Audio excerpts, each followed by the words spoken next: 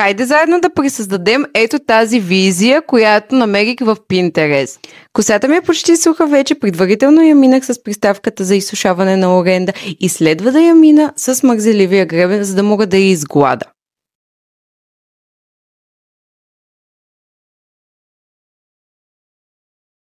Следващата стъпка е да си разделя косата на сектори.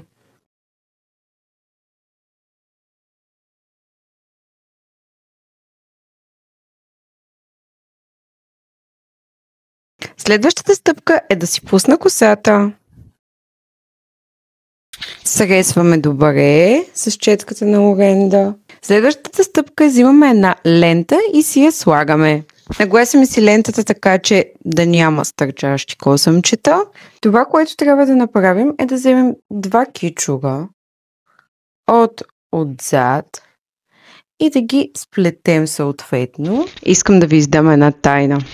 Тъй като видях, че са ми свършили моите малки ластичета, а не мога да тръгна така, откраднах от Натати рибарските ластици. Да видим. И това е крайната визия.